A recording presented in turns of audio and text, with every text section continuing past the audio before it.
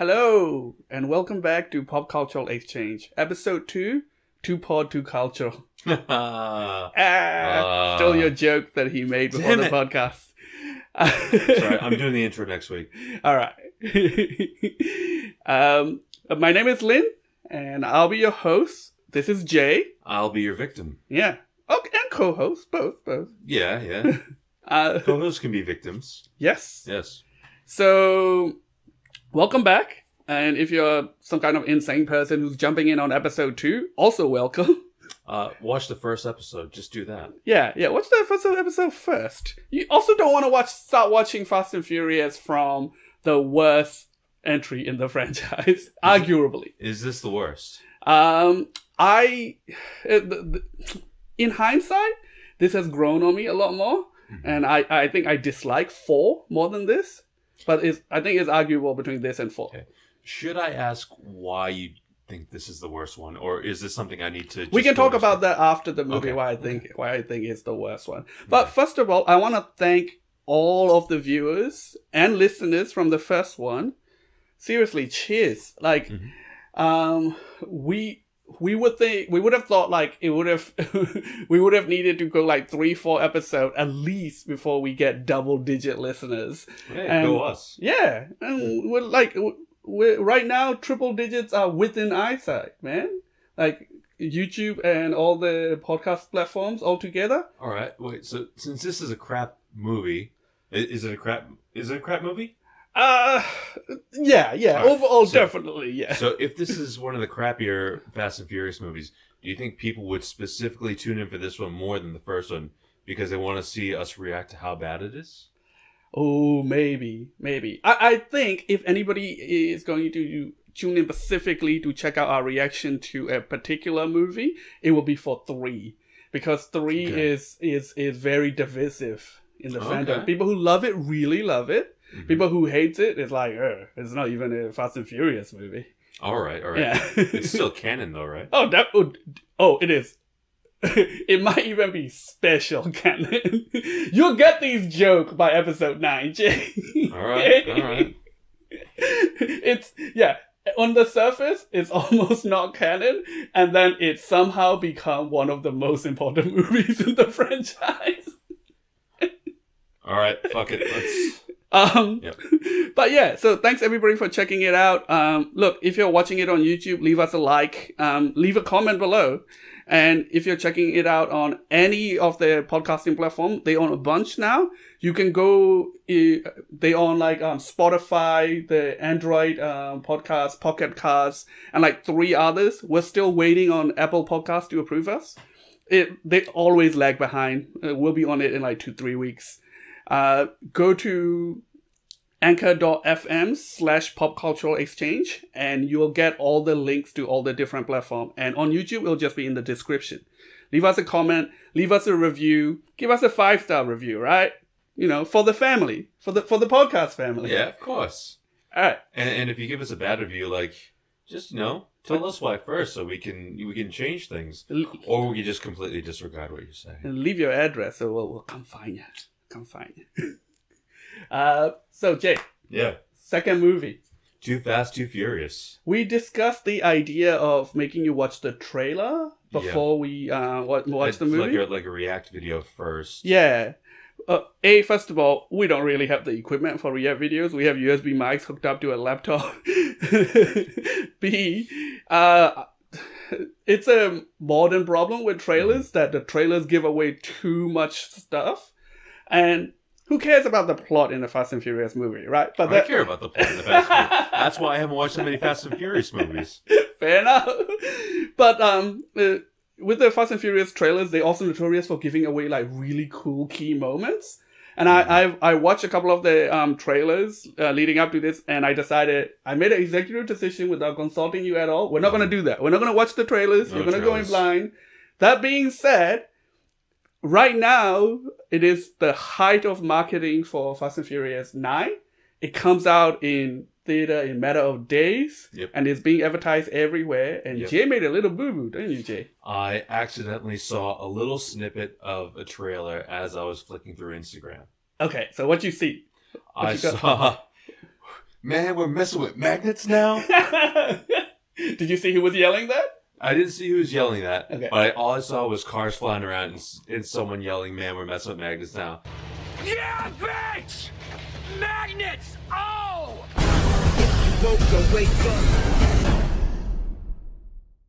And I immediately just swiped away. I'm like, oh shit, I probably shouldn't have seen that. But so magnets, all right? Did you see what they were doing with the magnet? They're flicking cars around. Because that's what magnets do, right? And then, I mean, I don't want to burn material for a later podcast, but like, so there's a car 50 meters in front. Yeah. That was fine. Yeah. But the cars on either side were getting thrown hundreds of meters away from the magnet. So the magnet only goes that way? Is that? It's a directional magnet, man. I'm not a scientist. Magnets, how do they work? Just get a magnet doctor up in here. Even the insane clown posse doesn't know how magnets work. How would I know? Fucking magnets, how do they work? And I don't want to talk to a scientist. Y'all motherfuckers lying and getting me pissed. I mean, if the insane clown posse doesn't get it, then... They have a different kind of family. So they know, they're in the bigger family universe.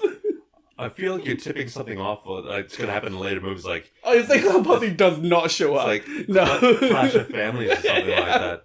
I'm just making jokes about insane clown posse. All right. You don't have to worry about juggalos invading one of the movies. So at none of them, in none of these movies does race wars get replaced by the gathering of the juggalos. I wish. All right. The juggalos are they're fucking weirdos, but they're surprisingly wholesome. Yeah. They're LGBTQ friendly, man, and they fight Nazis. Exactly. They're family, man. They're just down with everybody. Yeah. Creepy little clowns that are very nice. As long as you're down with everybody, paint your face. Yeah, man. Seriously, whatever. As long as you're down with everybody, I don't give a shit what you do. We probably won't hang out, but I respect you. I hang out with the juggalo. Okay. Yeah, sure. Yeah. Sure. Yeah, have a couple beers. Talk about things. I don't know. Yeah. I feel like we wouldn't have too much in common, They probably are not into a lot of Marvel movies. All right. Any juggalos out there into Marvel movies? Let us know. Yes. If any of the 70 people who've seen our first podcast, if one of you is a juggalo and has seen Marvel movies, I want a picture proof, okay? Yeah. No, I don't want fucking fake juggalo up in this podcast. Yeah. I want to see a selfie of you at Endgame. All right. Real family, real juggalos. Hard proof. We're getting way off topic. No, we're not. And people, by the way, I'm going to go watch the Fast and Furious 9 on Saturday, by the way. You can't come with because you haven't got there yet. I know. Don't worry, guys. We're going to go watch it again when we finally catch up. Yes. Yeah. Hopefully it's still look, it should still be in cinema. We're doing this weekly, Jay. It depends how many. Yeah, let's maybe we'll have to start going 2 a week. He talked the talk and he walked the walk. I mean, to be fair, I canceled on you yesterday because I was very hungover. Yeah. So, anything else you know about this one? I gave you a little bit of hints. I said the one thing I know, but I just didn't say it in the right way. The one thing I know is Too Fast, Too Furious. Okay, all right. So you remember that song? You don't remember who sings it. All right. And I told you last week, do you remember that this one, surprisingly, does not have Vin Diesel in it? Correct. So Paul Walker is the only kind of carryover from the last movie, right? Yep. Okay. Yeah. Okay. Yeah. I mean, he's... Oof. And you got uncomfortably close to some of the little tricks they pulled when you were talking shit about that idea last week. Okay. Yeah. Okay. So we're looking forward to Cop Extraordinaire, Brian O'Connor's further adventures in wherever he's going. Okay. Okay. All right. Anything else to add before we go and watch this movie? No, man. Let's just get into it. All right. Yeah. All right. Let's get into it. Oh, and we're drinking some dark beers today. Yes. Black IPAs. Oh, they didn't pay for this. Oh, We're gonna Black beep IPA. over this. Yeah. Cheers. Cheers.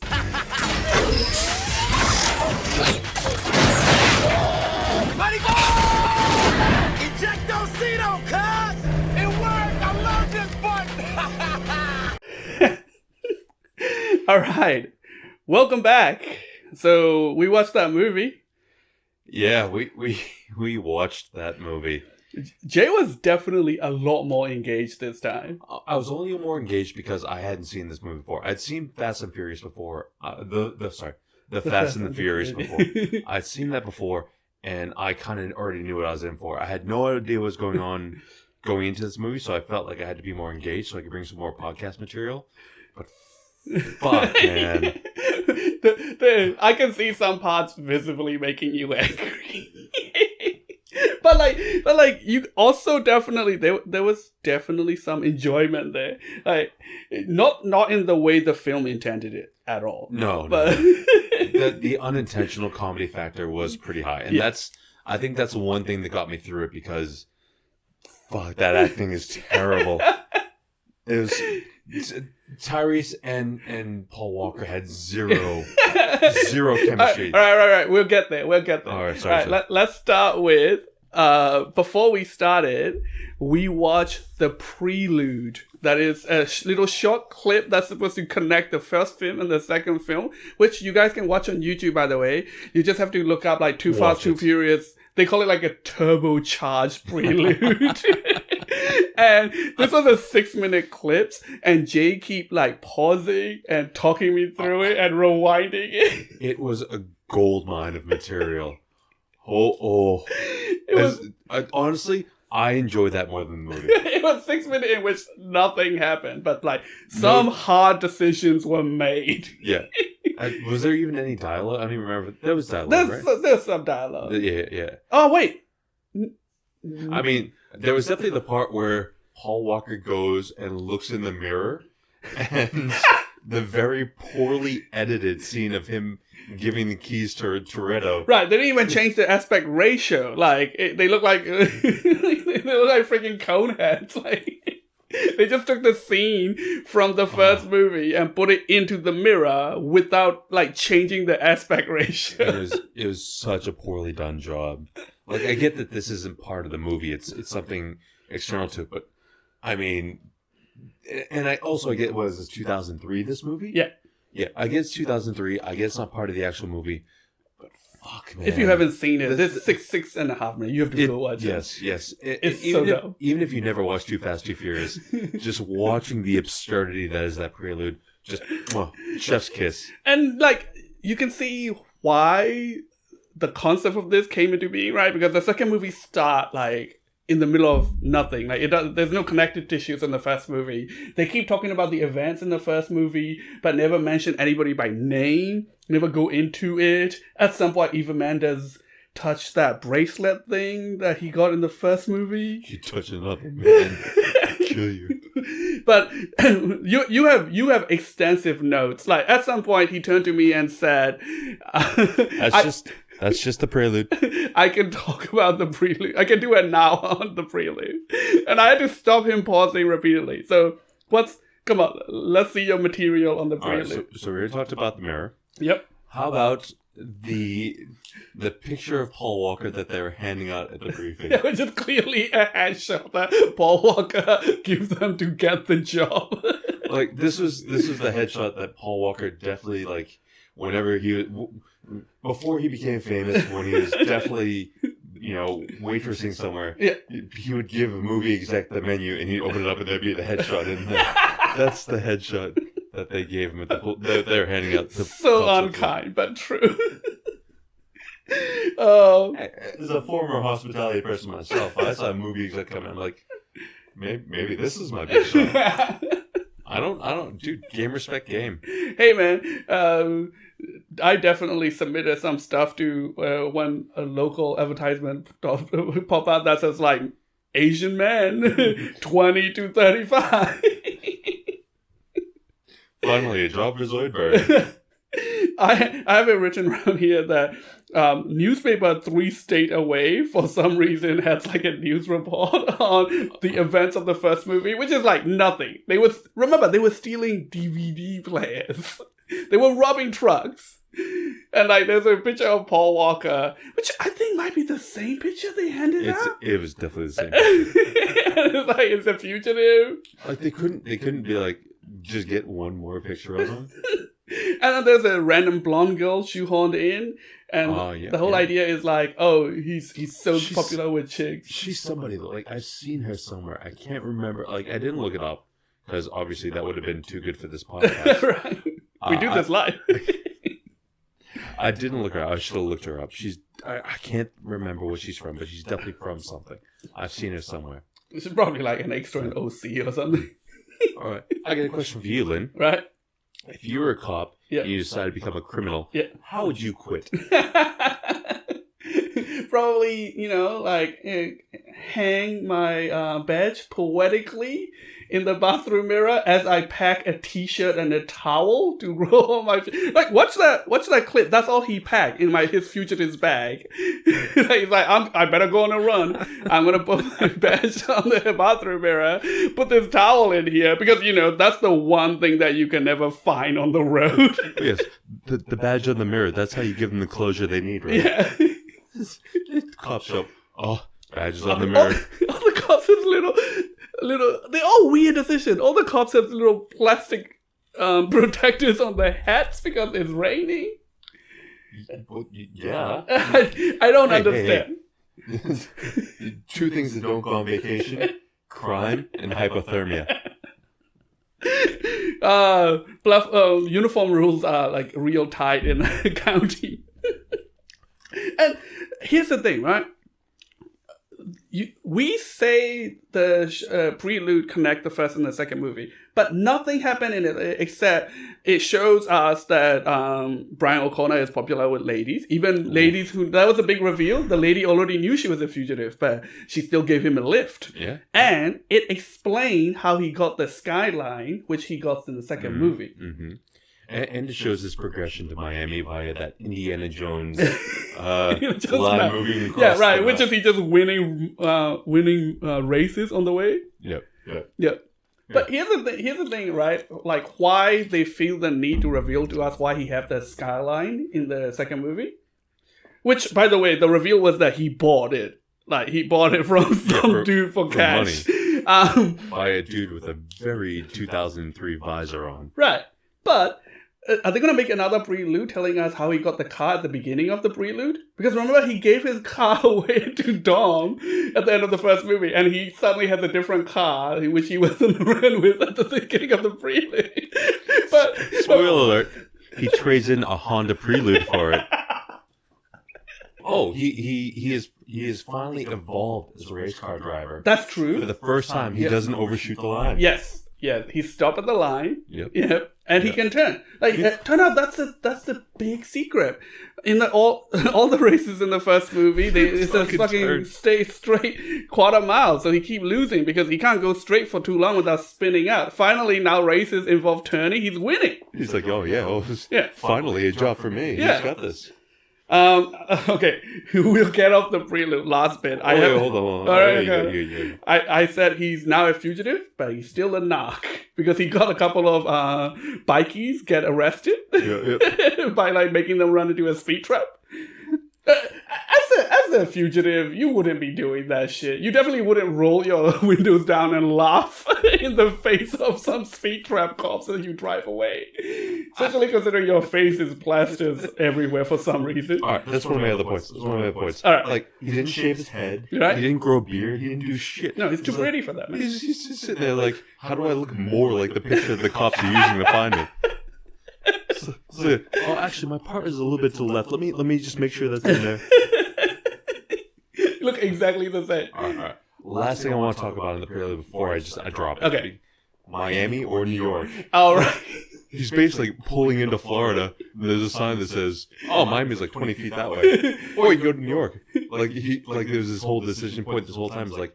The whole time he's driving, he's like, do I go to Miami? Do I go to New York? Do I go to Miami? Do I go to New York? And he pulls up to Miami. He's like, oh, fuck, all right, I guess I'm going to Miami. They make it out like this is a big decision as he's pulling into the state of Florida. But I could have been going to New York this whole time. By the way, I'm definitely getting a lot more out of this experience watching the movie with Jay because he's giving me color commentary that only Americans would get that I missed, and he's also translating all the Spanish bits for me, which is great. Yeah.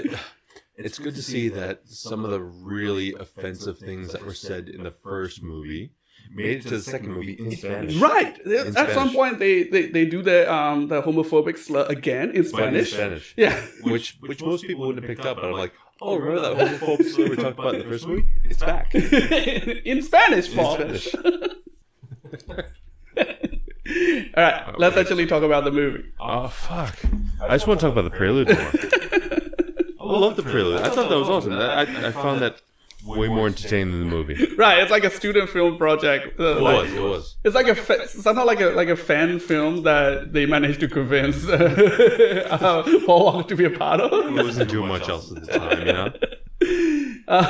So the new movie. All right. So before we got into it, I think some people are definitely listening to this without rewatching the movies again, which I can respect that, especially these early ones. But hey, special thanks to those people who are watching the movies with us. And also, like, the people who are discovering this, who are not already part of my YouTube subscriber, or our friends, or shout out to the YouTube mate groups, very supportive friends. The people who are discovering this just by typing in Fast and Furious into the podcast portals and YouTubes, hey, I see you. You're my people. Welcome. Yeah, and you actually mentioned a couple of people had started watching it and got to the point where we went and watched the movie and then paused there. Yeah. Then went and watched the movie and then good thing to watched do the rest it. of the Yeah, movie. yeah. Talking to you, Eric. Well done. Yeah, man. I don't know much about podcasting and YouTubing, but you're winning at that. All right. So, do you want to do a quick recap of the plot for the people who are just listening? Oh, right. So the plot is... There's not much to it. Well, if you didn't watch the prelude, then you wouldn't know how he got there. But Paul Walker ends up in Miami. He drove there. That's how he got there. Oh, right. He's in Miami and he has a skyline. That's how the movie starts, right? Yeah. And basically, he befriends Ludacris. How good's Ludacris? So they seem to have knew each other. Yeah. Or they between the prelude and the movie, maybe they became friends. I don't know. We don't know how much time passed. There need to be another prelude. Yeah, prelude 2. It still hasn't started yet. Yeah. So anyways, that's it. So he's buddies with Ludacris. Also, Ludacris, massive step up from Ja Rule. Ja Rule is such a bad rapper. Recap the plot first. We'll discuss Ludacris sorry. in a bit. All right, yeah. So anyways, so Paul Walker is no longer a cop because he hung up his badge on the mirror and all that. Well, shit. so he killed a man that everybody seemed to forget. But let's and also let Toretto go free. But I gotta listen at the laws you broke in LA. But yeah, anyways, plot. So he's buddies with Ludacris. Ludacris calls him up and says, "Yo, I need your race in this race and money and all that shit." And Paul Walker's like, "Yep, I need money." Blah blah blah blah. Anyways, he catches the eye of Eva Mendes. Yep. 2003 Eva Mendes. Right. Yeah. You immediately saw her and it's like, she's a cop, right? Yeah. Because she did not belong in that crowd at all. The only person that did not belong in that crowd more was Paul Walker. Right. But anyways, yeah. So, he Get arrested. He gets arrested. Blah blah blah blah blah. Brings in Tyrese, who No, he get arrested and they give him a choice. Oh yeah. He gets the choice to either. The lights do that sometimes. Oh, okay. He gets the choice to either go to jail for all the shit that he pulled in LA, or he can go undercover and do the jobs for Michelle Rodriguez's Eva Mendes' boss. Yeah. Oh, / husband or whatever their relationship is. I don't think they're not together. Eva Mendes and Oh, you mean the villain? Okay, yeah. Oh, yeah, they're hooking up. Yeah, they're totally. I thought you mean the cop. Well, to be fair, the cop does look like the villain. So, all right, watch it again. Seriously, go back, watch it right now. The part of the movie where the cop is briefing Paul Walker, and he has a picture of the bad guy up in the background. At one point in time, you could pause it, and they have the exact same face. like maybe a couple years older, but they look the exact same. Like Jay thought he figured out some sort of a hidden Fast and Furious secret. He's like, it's the same guy. It's the same guy. Maybe it's not the exact like. It's like I haven't seen my brother in 20 years. He's gone to the wrong side of the law.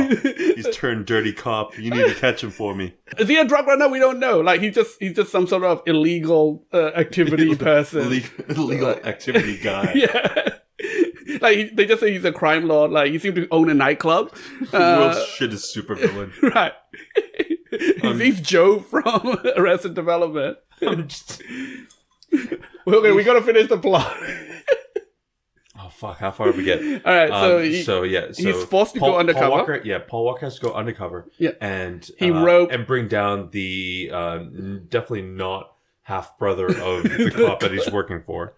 And they bring some nerd in who's sitting there with a big gulp, and they're like, "Oh yeah, you like cars?" And the guy's like, "What's a car?"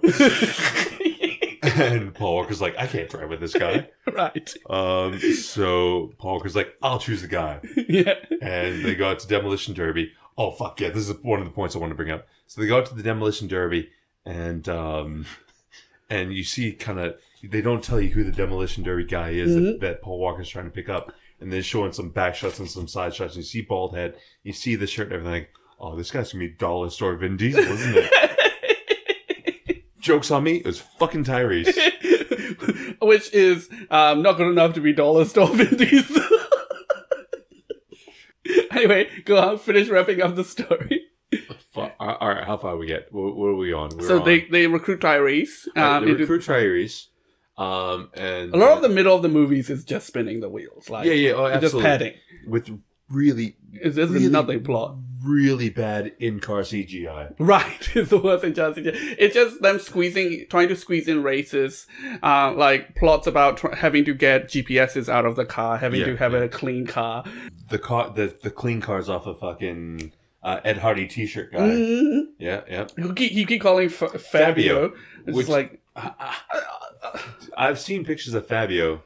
Fabio has long blonde hair, not look like some fucking Jersey Shore. It's just racist jokes, man. Like that's all of Roman / Tyrese material in this. Like everything, he just call people by like racially insensitive stereotypical name. He called the other guy Fidel. One of the guys Fonzie. But like, if you're gonna be an asshole, make it funny. Like, write it well. They did not write it well. Even fucking Mesh Shirt from the previous movie was better written than Tyrese. Right. So most of the movie is spinning the wheels, and then they do the big job. Oh, the big job. Yeah, shit, yeah. And then it just ends. Yeah, it just ends. It just ends with like the reveal that they stole some money from the cops. They have to trick the cops, even though a big plot point immediately after tricking the cops is that, oh no, they're going somewhere else, so they no longer have the cops' support. Which I'm like, but you just lost the cops. I don't understand. Do you want the cops there or not? Now that we recap the general plot of what happens there. So much to talk about. All right, let's start with Ludacris' character. Love Ludacris. First off, Ludacris, amazing. Like, you like him as a rapper, right? I love him as a rapper. Love him as an actor. Like Crash, awesome movie. Mm-hmm. Rapper, amazing. Poorly written in this movie, but I think he's still good. He has charisma. Yeah, absolutely. Out of all the fucking people in this movie, he brings the most to the table. I smiled more at his lines and then like any of Roman's lines. Yeah, like between him and Suki, I could just see that you were just you're glued to the screen. So Ludacris' character in this supposed to be Ja Rule. Like there's a the director tells us like a direct in an interview direct story of how he keep trying to get Ja Rule. Ja Rule did the first movie for $15K. Yeah. They offer him $500,000 for this movie. And Ja Rule said he was too big at the time. They said he was doing they said. Oh yeah, I remember that week when Ja Rule was too big. They said Murder Inc. was massive. Murder, which I presume is an album. It could have been a real company that he started for murders. I don't know enough about rap or Ja Rule. It's an album, right? Yeah, like literally the director went down to the recording studio to get him because he wasn't answering their calls, and he brushed him aside. And what a great happenstance, because Ja Rule, can you imagine Ja Rule in this role? Dude, Ludacris is so much better than Ja Rule. So much better. And, I mean, but to be fair, things have gone very well for Ja Rule since, right? Like, it's just been nothing but win after win after win. See, I don't even know if you're being sarcastic. Very sarcastic. Ludacris says, it's gone well. Yeah. Ludacris has become a bit of an entrepreneur with his rap. Ja Rule tried to be an entrepreneur. Oh, look, Ludacris has also definitely been leveraging his Fast and Furious money in his endeavors. No way, man. Like, Ludacris put out... How many albums did he put out after that movie? Like, he owned the 2000s. Like, Right. To Wait, 2010? After this movie? After this movie, he still put out a couple albums. Yeah, you think man. we've seen the last of Ludacris? Dude, Ludacris... all right, what year was Crash? Crash was what, like 2000... No, I mean, 2005? do you think we've seen the last of Ludacris in Fast and Furious? Well, I know the next one's in Japan. So I feel Ludacris can go to Japan. I know. I don't even think... from the vague things I've heard, I don't think that anyone in this cast ends up in the next movie. All right. And then 4... Maybe he's in 4. All right. Well, look. This is not the end of Ludacris. Okay. Good. Some of our viewers don't like it when I give him a little bit of little teasers and spoilers. But like, I gotta especially stuff you like. I gotta promise you, there's more of that. Right. And you're high on Ludacris, there will be some more Ludacris. Right. Do me one more favor. Right. Tell me that this was the end of Ja Rule. Well, damn it. Okay, yes, this is the end of Ja Rule. No Ja Rule? No, I'm pretty sure there's no Ja No Ja Rule. Rule. Like, to a point where even if he come back for a cameo, I don't remember. Okay, good. Yeah. I'm fine with that. Yeah. Fine with that. God. Okay, so God damn it. so A word to the wise out there for anyone that's thinking about starting up a YouTube channel or podcast. 1, make sure that your laptop is plugged into the wall prior to hitting record. Right. Otherwise, you may have to deal with your laptop shutting off in the middle of your session. And 2, make sure you hit record before you start again after you plug your laptop into the wall. So plug laptop into the wall. Then make sure when you come back, you hit record again to start recording. So we're gonna go through these topics for a third time now, starting with how much we hate Jake Paul. Oh, you're gonna have quite a journey how we got there. Because this is the third time I go through my Devin Aoki material, who is a little petite Japanese lady who's acting against Ludacris in this movie, who is one of my childhood high school crushes. Love her. Shout out to her if you're watching. Let's hope my girlfriend isn't watching. She's gonna yell at me. Hi. But I'll be the first one to admit, not a great actress.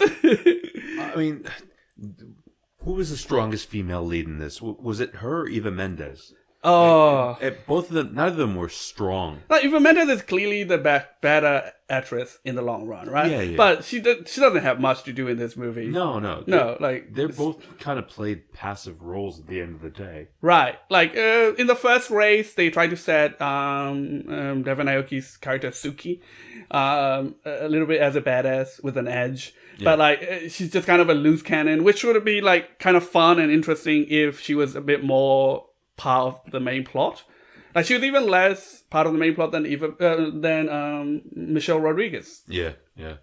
But, like, in the first movie, Michelle Rodriguez, she was a badass, right? Like, right. Yeah, you didn't fuck with Michelle Rodriguez. Right, like, she looked like she was gonna beat up Paul Walker. Fucking punch a hole through him. And she could have. Like, I would have been afraid of Michelle Rodriguez. I wouldn't have fucked with her. And this one, like, yeah, Suki will say some rude shit to you, but that's about it. All right, so 2 things about Devin Aoki. First one is that in her short career, she's been in 2 notable movies, which first of all, Jay just found out 20 minutes ago before when we forgot to click record is the live action Dead or Alive movie of the adaptation of the video game. She's in that. She's great. Movie's real bad. Also, she's also in this obscure movie called Dabs. Wait, so Dead or Alive, not a good movie. It's a video game movie, Right. so it's not like how many good video game movies are there? Detective Pikachu. Okay, and I'll give you the Resident Evil series as well. Oh, no, they're not good, man. The first one's okay. Yeah. Yeah. All right, that's it. Yeah, the first one's okay. Like, some people like the new Tomb Raider. I'm not a big fan. Didn't see it. Yeah. Oh, well, this is why we're doing this podcast. You don't see a lot of movies. True. New Tomb Raider, not the one with what's her face? Maleficent. Angelina Jolie. Yes. Yeah. Can't believe I forgot Angelina Jolie's name. But yes, at some point, Jay, we're gonna be watching the Dead or Alive movie. All right. As long as you don't make me watch Street Fighter again. Oh, I might wait. She's also in this movie that is a parody of Charlie's Angels, called Dabs, which turned out is not a great movie, right? Look, she doesn't have an illustrious career, but in the end, it's a heartwarming lesbian love story. All right, that's okay. Yeah, it's like, it was surprising the turns it take, but and the reason we were talking about Jake Paul is Devin Aoki is sister to Steve Aoki, famous DJ. Yep. Steve Aoki right now making a splash in a Pokemon and Yu-Gi-Oh! TCG markets by buying a lot of expensive cards together with Post Malone and Jake Paul, who's doing that to Pokemon cards. I hear they're forming a band called Three Just Awful People. Oh, I mean, one of them is way more awful than the others. Yeah. You know, in the grand scheme of things, the one that like looted. Jake Paul's the one that looted, or was it his brother? No, you mean like Jake Paul is famous for doing a video in the Japanese suicide forest with like real bodies hanging in the background. Oh, Jesus! You didn't even know about that? That's even worse. Oh yeah, that's the one. That's the one he's well known about. Him looting during some riots or something like that. Are you? Oh, is that Jake Paul? I don't know. I think it's. I didn't hear about that, but the yeah. Simmer is equally a shitty brother. Yeah. Like, his brother's known from the Divergent movies. Well, I'm done talking about horrible movies. I don't want to hear them anymore. Saw that fight with with Floyd Mayweather. Like, he came out wearing a Pokemon card on his chain that is worth $150,000. What a good human. And then afterwards, he's like, "Oh, me wearing it in that fight drove the price up." Like, maybe. Anyway, okay, let's get back to it.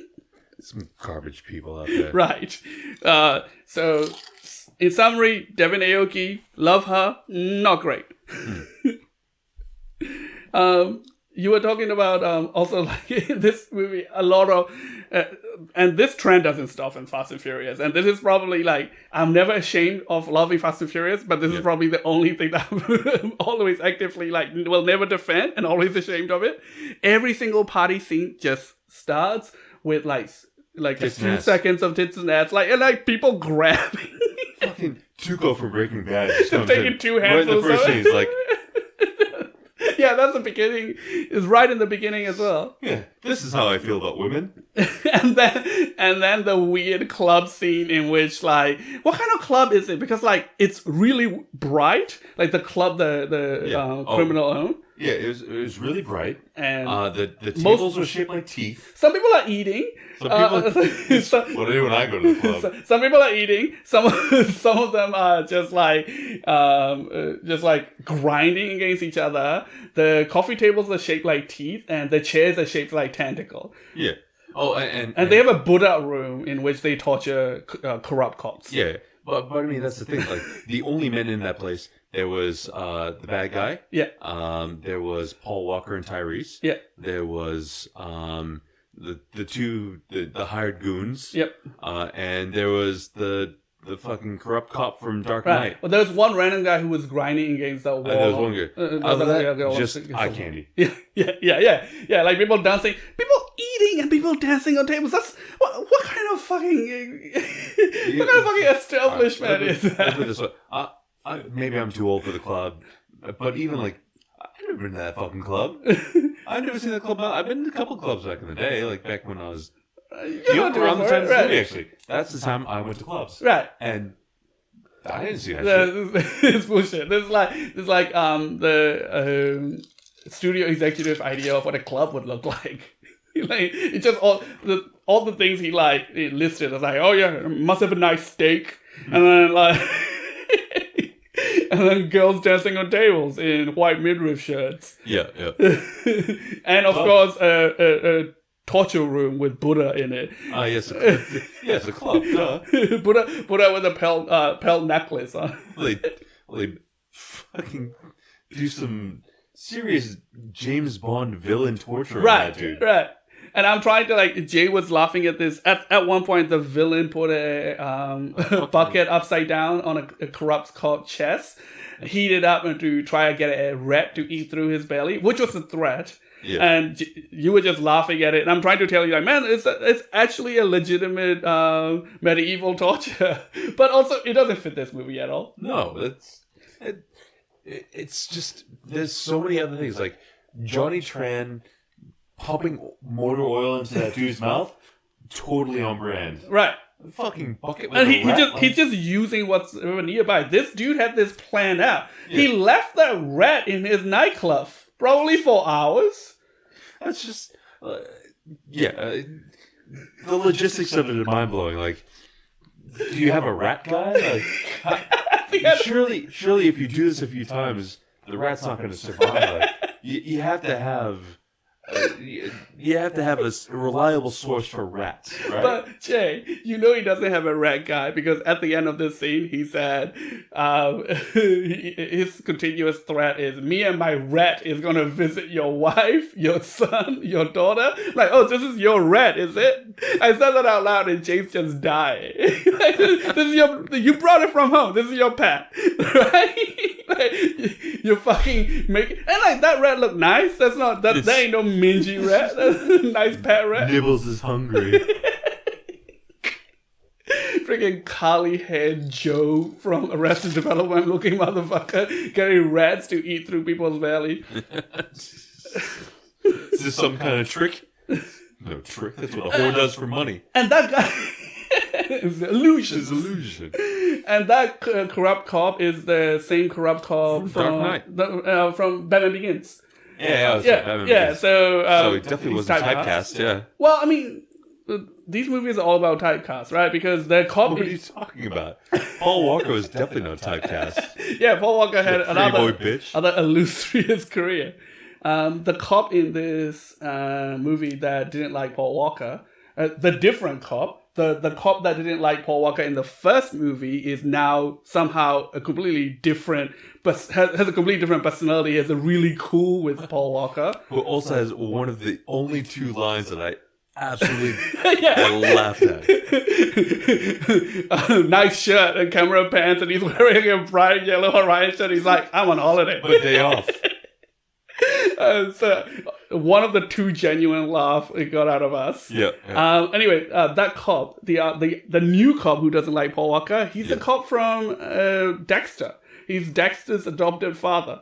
Huh. And in the previous movie, the cop is the cop from Monk. So they're just like gathering TV cops. All right, Lin, earmuffs real quick. Just hands on your ears. So Yep. you know what you're about to say. All right.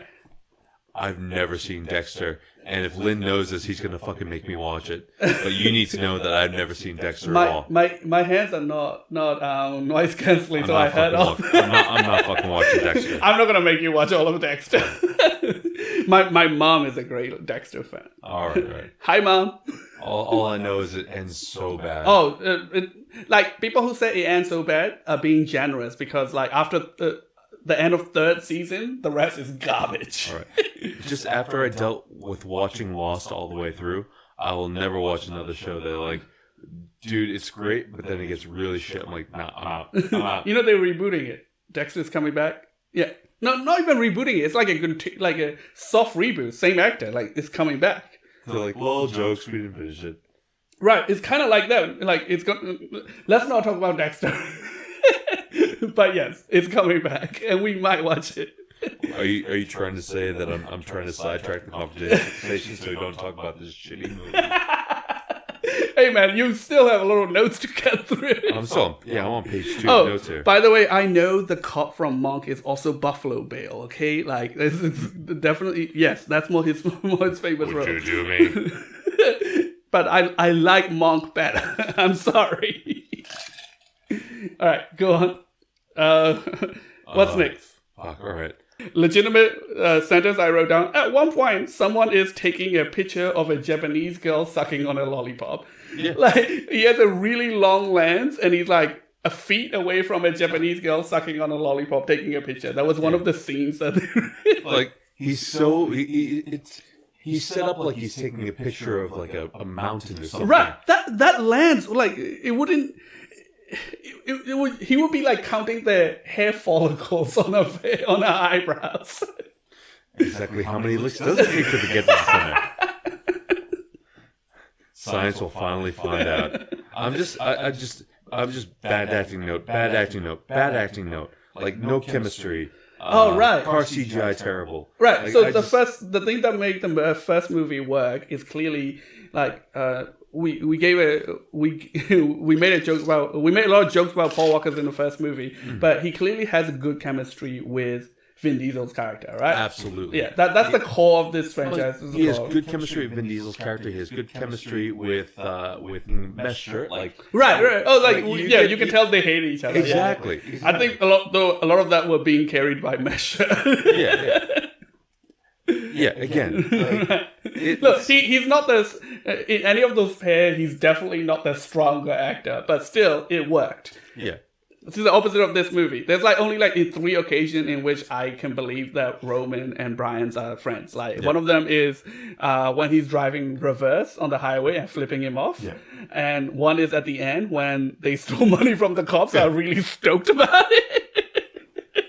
Yeah, you can count the amount of times that they actually seemed like an actual buddy pair on one hand. Right. Yeah. Other than that, it was forced. It was so forced. I wonder if some of those scenes that they were asking them to just do riffs, because they cover the same ground over and over again. A lot of the dialogue they say to each other just go over the same things over and over. About the jail. Repeating. Yep. Oh fuck! We gloss over before we get to that. Yeah. Missed a massive part. What? The drawbridge. Oh yeah. The motherfucking drawbridge. All of a sudden, this went from Fast and Furious to Death Race 2000. Right. Tash, Ludacris character, clearly we love him, we're cool with him. But suddenly he's like, oh, here's a surprise for your audience. I broke into this drawbridge and made a massive ramp. You're gonna kill your racist, man. Murder. See, that's the only part that Ja Rule gonna murder. Hit the button, drawbridge goes up, people die. And he win that with the fucking Mario Kart bullshit. Leapfrogging there. He gets the fucking somehow gain speed in the air, which is not how cars work if you're not in Mario Kart. Dude, he just had mushroom, man. Hit the fucking boom. Yeah. Other guy got blue shelled underneath him. That's what you get for being first. Nox is just magic juice in this movie. And I had an in-depth conversation about Nox with someone in the know, Simon. Yeah. And he's like, yeah, it's kind of bullshit in these movies. Oh, I forgot about Tuco bitching out on the drawbridge. Right. Yeah. He's the only one to bitch out. He taught such a big game at the start. Right. It's yeah, whatever, I'll fuck you guys up. And then the second drawbridge goes up and everyone starts jumping. It's like, oh, no. Whoa, hold on. You know my favorite part with Tuco is, at some point, he was just trying repeatedly to insult Devin Aoki's character, Suki. And he said something in Spanish. And he just said, pink car. Yeah. Which is not an insult. She drives a pink car. She know.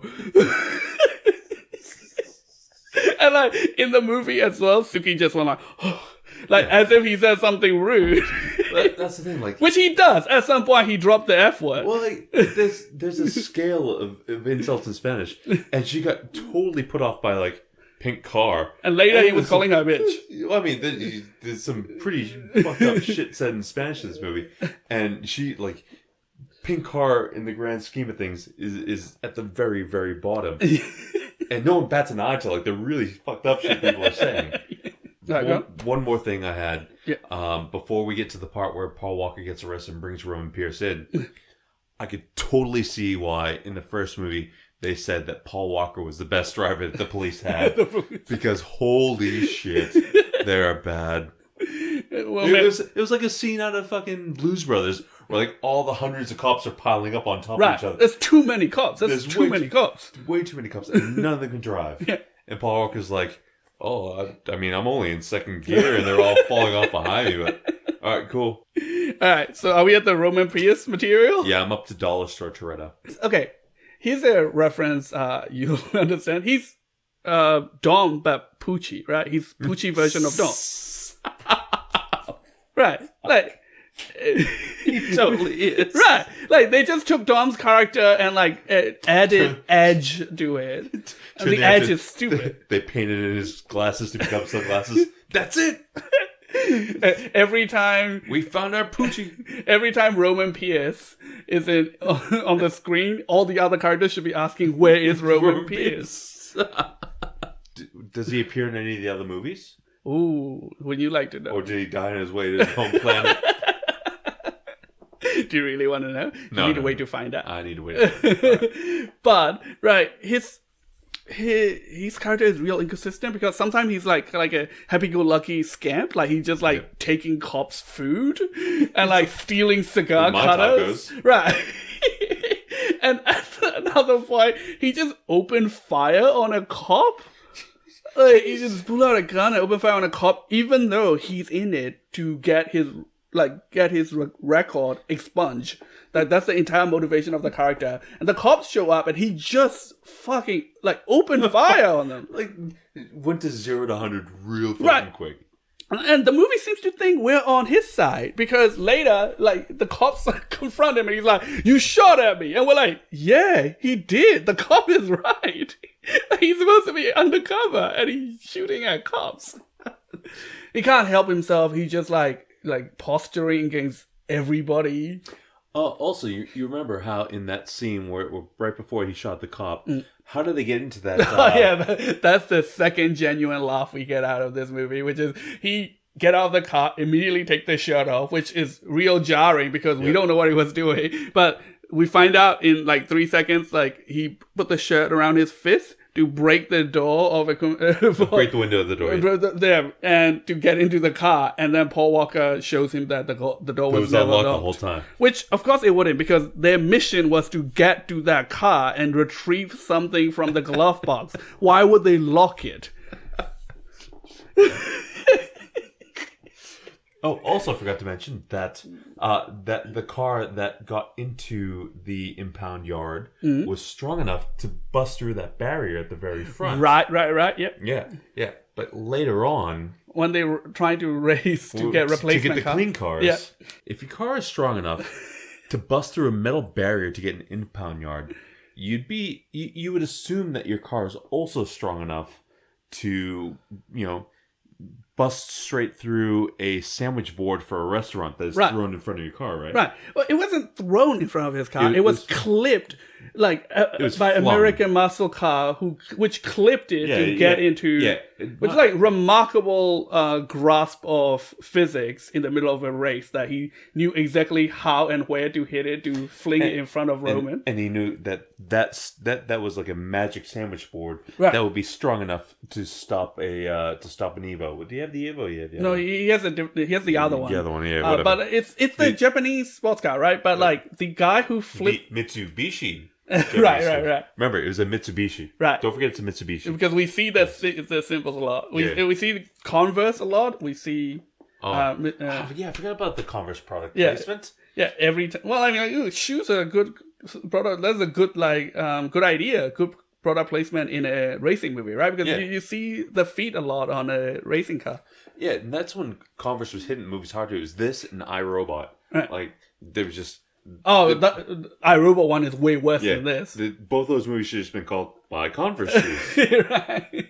But here's the thing, right? Also, Converse sent me a pair of Chuck Taylors. Yeah, we'll wear it. Size We'll put our foot on the table. size 13 black. Oh, you wish.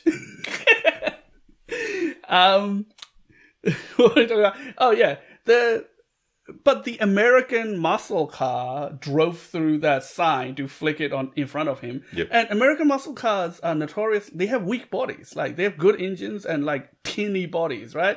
They have worse bodies than Japanese car, which have. But like maybe the new ones, but the old ones are like steel, aren't they? Like, they're just solid. They, I don't know. I thought they were death threat because they have terrible crumple zones.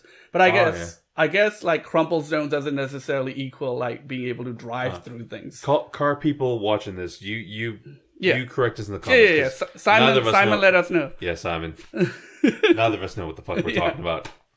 But like, People watch this right now, be like, these are fucking idiots. They don't know shit about cars. yeah, leave us comments. We'll take hate comments. All right. Any more on Roman Pierce other than the fact that I wrote he is a moron, but other than that. I get shit chemistry, repeated dialogue. Talking about, he put up such a fight when Paul Walker tried to get him on Barstow. Yeah. And then they show up at the customs office and Pierce is acting up and Paul Walker's like, all right. Well, He acts up like 6 times. Oh yeah, like I don't think they even wrote that. They just said act up. Yeah. Like they don't write the actual dialogue of him acting up because he riffed it and it was terrible. But yeah, he just kept acting up. But anyways, yeah. So Paul Walker was like, all right, well, then go back to Barstow. And Tyrese is like, I ain't going back to Barstow. Like, why the fuck you putting up this fight? Right. Yeah, like clearly he's his own worst enemy, and at the end of the movie he admits that. But there isn't a journey. Like, it's not a character's arc if you have the character be the same character for most of the movie, and then at last minute before the final climatic action scene, you just get him to admit he's a dick. That's not a character arc. He doesn't learn anything. He doesn't change. He's just like, he's a dick. Which I guess is realistic because some people are like that. He's a dick, and every once in a while, like, I'm kind of a dick. Which is, yeah, we know. We were there. Oh, fuck. Oh, yeah. So after that, they hook up with Eva Mendes, right? Right. And Eva Mendes gets in the car with Paul Walker. Mm-hmm. They speed off. What happens then? Oh, I don't remember. What the stair driving. The stair and drive. The steering contest, yeah. And Roman Pierce pull up and says, "Oh, did you do the stair and drive? He learned it from me." Oh. Which I took to mean he did the stair and drive from Paul Walker. Which this changed the tone of the movie a lot. If Roman just have some sort of unrequited love for Brian. It would explain a lot. Right, he does front a lot. He fronts a whole lot on Paul Walker. Right. Tyrese is really jealous of all the women in Paul Walker's life. It's true. It's true. That's all I'm saying. GTA. Oh, right. Okay, yes. So you pointed this out that I completely forgot about this until you pointed this out. The recruitment mission where they have to do a driving race. It's Vice City, man. Yeah, it's from Vice City. Yeah. And I'm like, oh, Vice City probably got it from this movie. And then I looked it up. No, Vice City came out a year before this. Yeah, because I mean, they never really made a GTA movie. No. I wonder if they're like, GTA's like, yeah, get a little bit of this in there. But, like, there was that like, there was a couple of scenes that were straight up GTA missions. The house was definitely the house from Vice City. Like, all bad boys too. You know what I would love? If in Bad Boys 2, I walk in like, yo, is this the house from Too Fast, Too Furious? Shit's nice. It sounds like something Will Smith's character would say in that movie as well. But yeah, the recruitment thing where like you have to show up to a drug lord or it's a race. Whoever gets the package first gets the job. right, yeah, that's just the mission from Vice City. Yeah, that's it's absolutely. And like the amount of cops that shows up ridiculous. is like GTA level of cops. Yeah, and you get out and Tyrese shoots the cop. Yeah, that's straight out of GTA. Yeah. Absolutely straight out of GTA. All right, what do we got? Forgot about this one. So one of the guys that was in that GTA mission, was definitely the lead singer for Smash Mouth. The one that got run over by a truck. Yeah. Well, again, like, what's with the super aggressive truck drivers in this Fast and Furious universe? Because these two trucks, which is not at all implied or shown to be part of the scheme of criminal activity, were just crushing car between them. Like, they were deliberately trying to crush them. Never forget. Right? Never forget. Like 7 states down the interstate, and they still remember Paul Walker from when he was helping people rob them. So they were crushing these cars that were racing between them, and Smash Mouth's car got run over by the truck. Yeah. I mean, yeah, he might as well be walking on the sun. It's just, yeah. That's Smash Mouth. Yeah, That's Smash Mouth. Mm. Yeah. All right. Well, you know what? If I'm wrong, people in YouTube comments, you can give me shit. No, if you're wrong, I'll put up here that you were wrong. You know, I'm pointing up, and this is the part where you'll be like, Jay is right, Lin is an idiot. Yeah. Right here. Oh, it will say Jay is a dick again. 2 out of 2, baby.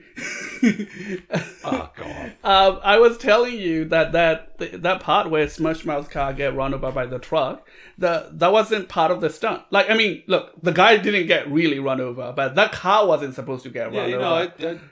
Smash Mouth still tours. He definitely didn't get killed.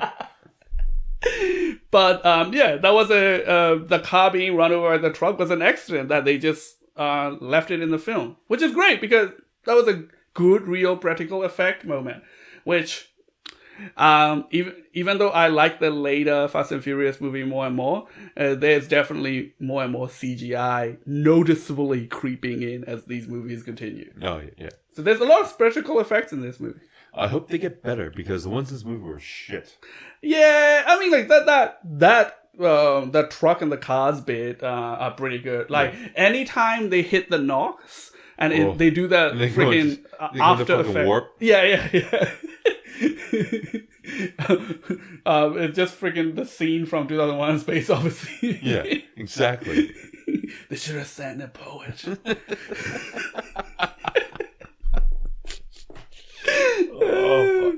All right. One of the other things I want to get to around this point in time, both you and I looked at each other like, this is definitely set up to be a standalone movie that they definitely originally wrote with Vin Diesel to be in. Tyrese is definitely supposed to be Vin Diesel, right? And his backstory is supposed to be Vin Diesel's backstory, right? But they just had to shoehorn him in there, right? They retread a lot of the ground from the first movie. Yeah, absolutely.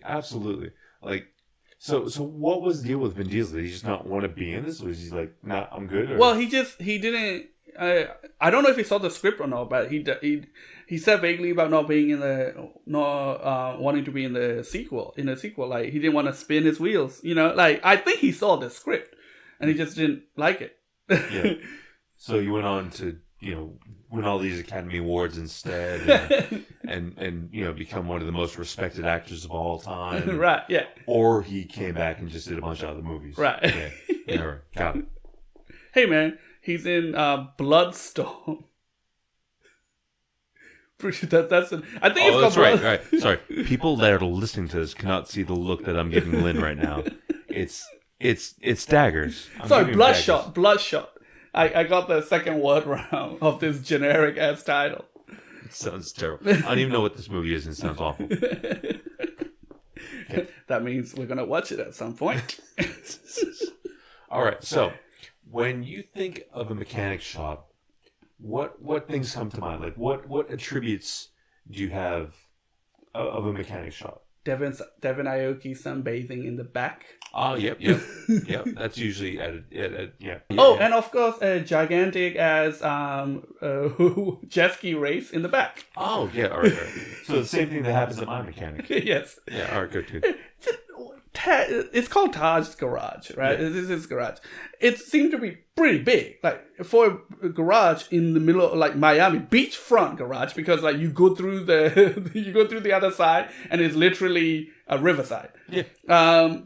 And so it's prime property. It's very fancy, very big. For some reason, he's still making his money like setting up bets on jet ski races. Like, so throughout this movie, he just hustling. Dude, Ludacris, true entrepreneur, man. Get that money, man. I'm down with that. So remember that about Ludacris' character. Yeah. And one of my favorite parts of that party scene, though, with the jet skis, I totally forgot about the 2003 trend of upside down backwards visors. Oh yeah, that never came. Well, I don't want to say that never came to Australia. Oh, you didn't have douchebags? I've never seen. I mean, like we have douchebags. I mean, we got Ed Hardy. All right. So we've got sunglasses inside. All right. Yeah. But you didn't have the backwards upside down visors that went along with Ed Hardy shirts. Like those are I don't think I did. Like if other Australians know of, let us know. That's like. People in New Jersey watching this that got married, that's what you wore to your wedding, right? You know, for us Asian people, we associate the sun visors with aunties playing mahjong. Oh, yeah. And just like upside down and day backwards, drinking. Yeah. No, not upside down and backwards, but definitely playing mahjong. Dude. Look at this shirt. We already talked about it, but I want to talk about it again. It was by far the funniest part of the movie. I forgot about that completely. Nice shirt. It's my day off.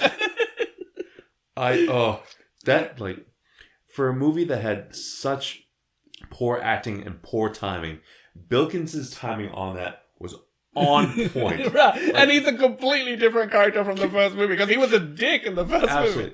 Comedically, all right. Best timing by far out of any actor in that movie, and like he should have had a much bigger role because his ability to carry some of these scenes was fantastic.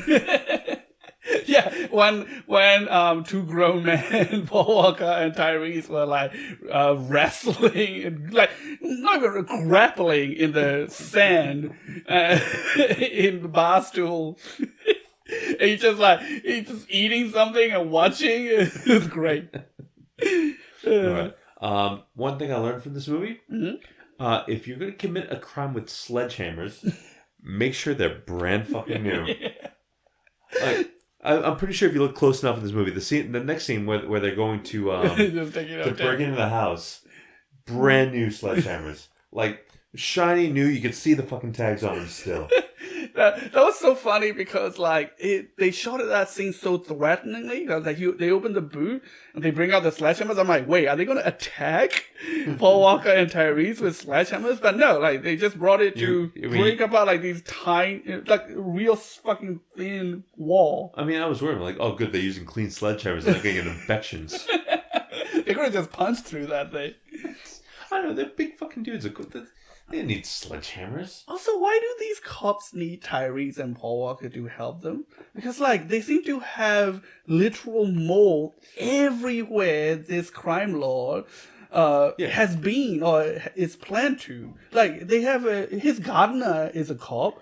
They have people where he have his money hidden. You're saying this like this is the only plot hole in the movie. Yeah, sure. Okay, but like, that's real dumb. They didn't have to put all those things all those people in the movie. Oh, fuck. All right. I'm reading your note, and one of them says, Thomas Crown Affair. I don't know if I want to skip ahead, but I want to talk about this part so much because I loved it and I hated it all at the same time. With the 1,000 people they found to be accomplices? Fuck. Just like driving out in 4-wheel drive, pancaking cop cars. So they're like, all right, how do we end this movie? How do we get Paul Walker and Tyrese to escape the cops with money and go off and live their own lives in freedom. Just rip off the Thomas Crown Affair. Yeah. Like, well, but it's also Thomas Crown Affair is also Italian job, right? With all the meanies. Oh, yep. Yeah. Yeah, it's a classic shell game. Yeah. Because obviously they couldn't write anything else. Yeah. But they do the whole fucking thing, and even like the people that were were against them at the start of the movie, they were in on it. Yeah. Like, even Tuco was like, yeah, these are my boys now. Yeah. Even though he lost 35 lives to him. Yeah. It's just, it's just this whole hands across America because like the enemy of your enemy is my enemy. It's like, oh yeah, the cops are after him. Fuck that. Let's all get together and fuck over the cops. But yeah, it's just, I don't know. It felt lazy. Felt so lazy. a little teaser. If you like old enemies becoming new friends, you'll love Fast and Furious. Which one's that? All of it. You'll love the franchise. Oh, right. I thought you were talking about one in particular, but all right. Cool. Okay, let's go on that cop note rant. Because I know you want to talk about that. I want to talk about this so bad. Like the cop in the scene when he's taking notes off of who is he taking notes off of? Suki and Taj. Taj. So after the whole shell game thing, and Suki and Tej take the original two cars. They take the fall. Cops, yeah, because the cops are like, oh yeah, they're doing this whole shell game thing, but it's definitely the two original cars that they started off with. There's no way they would have changed cars with 100,000 people that are in there with all the other cars. To be fair, it's not like they can chase all the other ones. It's not like they have any I chance. know, but they can't look at it and be like, oh, it's all right. They're definitely still in the same car, and the money definitely didn't move. So just focus your effort on these two cars. Anyways, so they finally catch up with them and realize that Paul Walker and Tyrese are not in these cars, and it's Tej and Suki. And the cop's sitting there trying to get their statements, and the cop is sitting there with a notepad that's already filled out, writing notes on top of the notes that are already filled out. But his pen is not clicked in. But his pen was not clicked in. And to be fair, if you really look at it closely, his pen is like 3 inches away from the paper. And he's like, oh yes, I'm writing notes. But you think we are nitpicking, right? It's the foreground. Like, it is in the shot before Taj and Suki. Like, that's the first thing you see in the shot. He's just doing this. Yeah. For those of you watching this on YouTube, it's like this. Oh, yes. Yes, I'm taking your notes. Yes. They can't hear you because you moved away from the mic.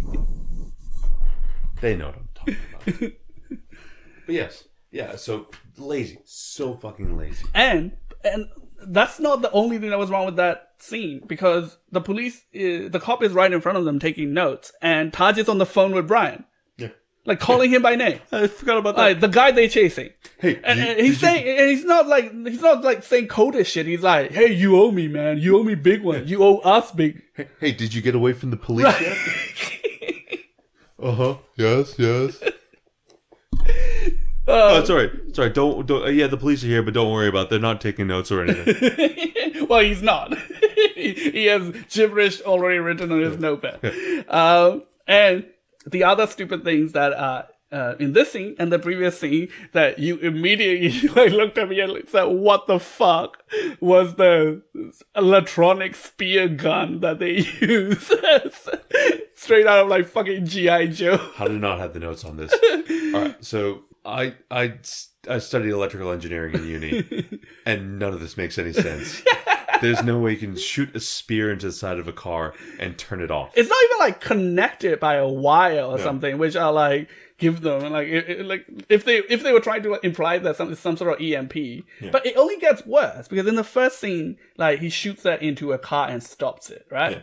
And that's oh, all right, it's not great, but also I don't know, maybe it's just inject massive electrical surge into the car.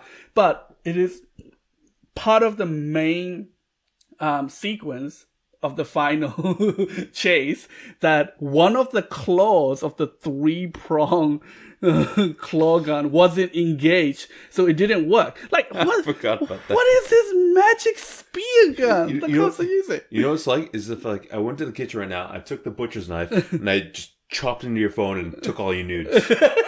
That's what it's like. And like he has this monitor that is like third prong not engaged, and then it got engaged. I don't understand. It's either in or it's not. So like at last minute, Paul Walker walks in, pulls it out with cloth around his hand and tosses it into a police car. Yes, because again, through all my experience with my engineering degree, I found out that if you have something that's emitting a large amount of electricity, you could protect yourself by getting a piece of cloth. All right? So if you have cloth between you and something that's electrically charged, you'll be completely safe. So all of you working on electrical lines out there, cloth, you're good, man. A tiny little cloth. I think he just ripped up his shirt. Also, I think for liability's sake, no, cloth, don't use cloth. You touch electric things, you will die. Yes. For people who consider Fast and Furious unkindly and maybe like a disease, like the Andrews out there, hey buddy. This is a movie where they definitely have some of the symptoms of the later ones, which hey, I love. So like I like the fucking crazy the stupid electricity gun. I love the so bad. Killing a boat with a car. Because it is just, but it's just a little teasers for the future, man. There were 3 people on that boat. Yep. One we don't see at all, so I presume it would have to have been ridiculous aim by Paul Walker, right, to put the car on, like land the car on the boat in such a way where he killed one of the people below deck, but didn't kill Eva Mendes who came up, and then just injured the bad guy enough so that he was still okay. Well, he with shot the bad guy. Oh, he shot the bad guy as well, but like he didn't hurt the bad guy to the point where they could still arrest him and bring him to bring him to justice and stuff. Yeah. Sorry. For those of you listening, I just threw my hands up in the air in frustration. He did that a lot while we're watching the movie. The movie frustrated me.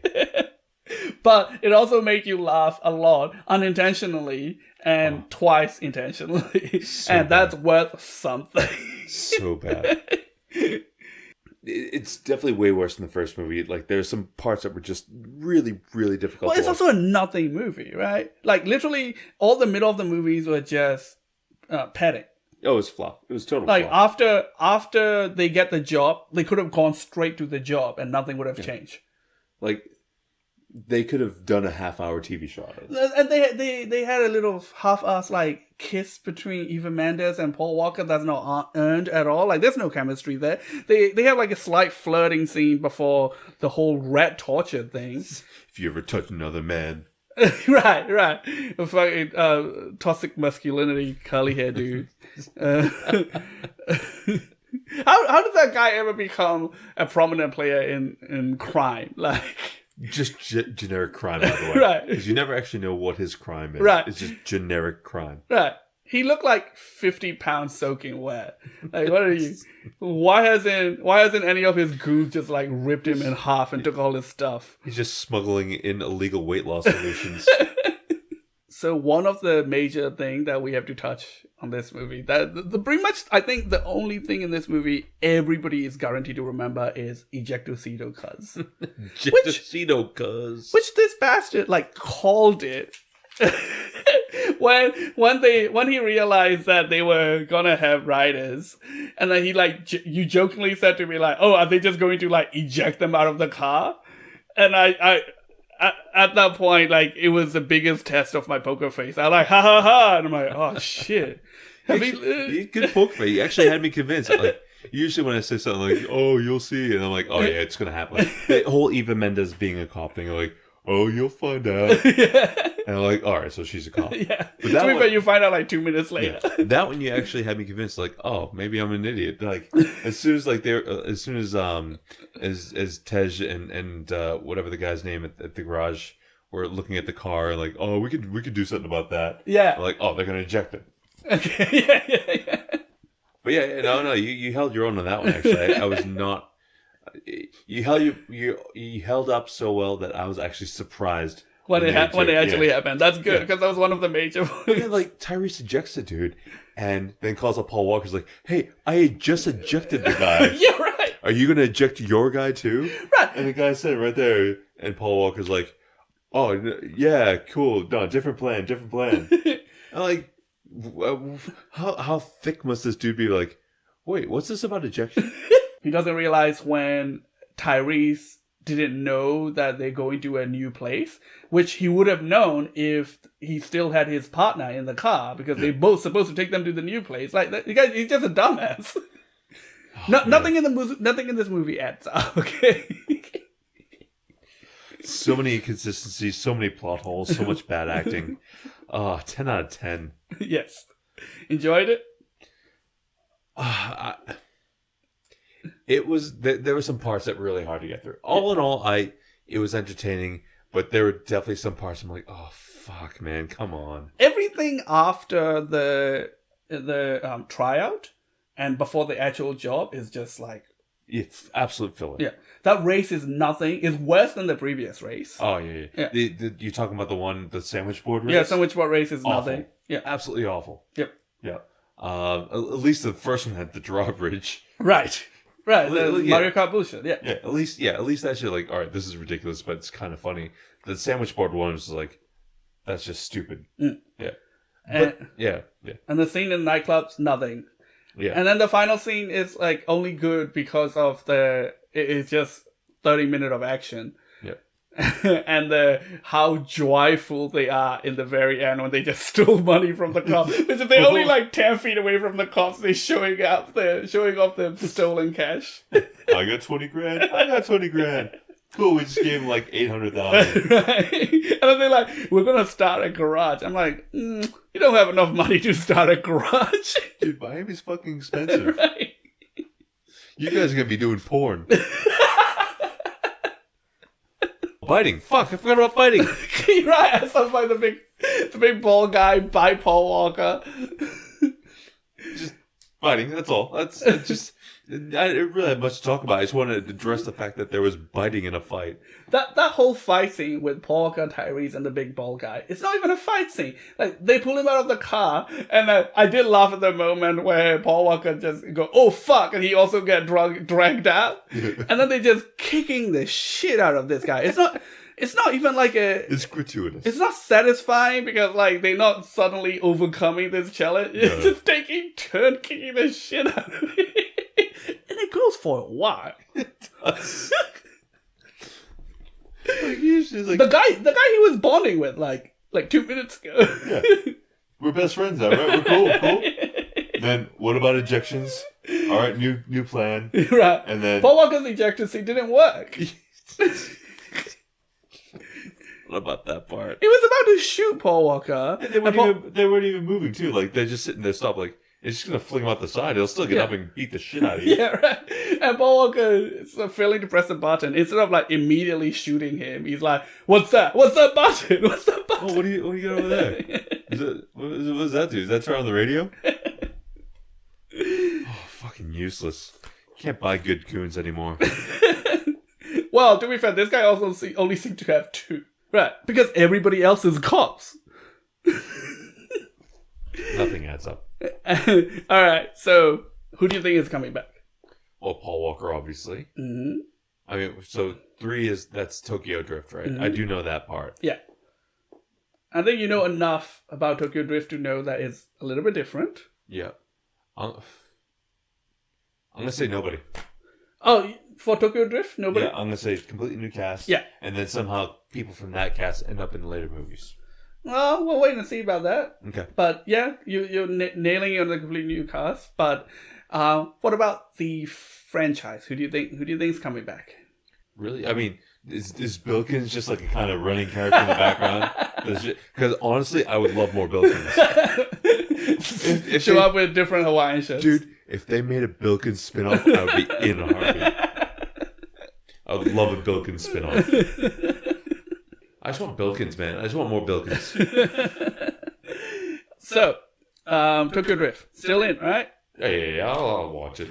Like if this is as bad as it gets, like 2, I could stomach it. Like, Right. yeah, there's some parts where I'm just like, oh, why am I doing this? But I could get through it. Yeah. And if this is the absolute worst, I'm fine. So, see, I think this is one of the worst, Yeah. which I think in hindsight better with where the movies go. But I don't know which parts of you enjoy. It get more ridiculous and more unbelievable, and like the stuff that happens are like more bullshit. Yeah. But I think the dialogue get better. I think you learn to love the characters. It become a bit more like wrestling. They're selling the characters. Like I think a lot of wrestling, there's a big crossover between wrestling fans, which I'm not a big wrestling fan, and Fast and Furious fans, because the whole thing is making you like the characters and then making them do cool things. All right. No matter how ridiculous. Well, they definitely didn't make me like any of the characters in this movie. No. They did a shit job of that. Yes. Yeah. Yeah. So that's why this is one of the weaker movies in my mind. Okay. But yes. Well, if it only goes up from here, I'm fine. I think it goes up in audacity. I don't know if you are getting enjoyment out of those electric guns, or if you're getting if you're genuinely annoyed. Both. Both. So because get ready for a lot more of that bullshit, baby. All right. Well, if the preview for Fast and Furious 9 is anything to go by, oh yeah, the big magnet van. 7-4, man, we're working with magnets now. Like it's just mess with magnets. Yeah, all right, fuck it, whatever. They're just gonna do whatever they want, and we're just gonna watch it. All right, yeah, we're going for a ride. And one last ride, 7 more times, or maybe 8. I forgot about the spin of Hobbs and Shaw. Never mind. You'll find out. Are you trying to tell me that there's a universe? You'll find out. Oh fuck, guys! Does this go all Star Wars on me? Thanks for coming on It's gonna the be like ride. a Mandalorian like series on. Oh yeah, the Mandalorian is in 6. He just shows up in his spaceship. Fine, whatever. I'm in. All right, guys. Thanks for coming on this ride with us. Hope you enjoyed it. I know this one ran a little bit long, but maybe you guys like it long. I don't know. Leave a comment. If you're watching on YouTube, like, subscribe, leave a comment. If you're watching on any of the podcasts, hey, maybe review us. Leave us a 5-star review. And if you go to anchor.fm/popculturalexchange, you can leave us a voice message. And if we get enough, if they're relevant, we'll play them after the episodes. All right? Cool. Yeah. All right. See you guys next time. Later.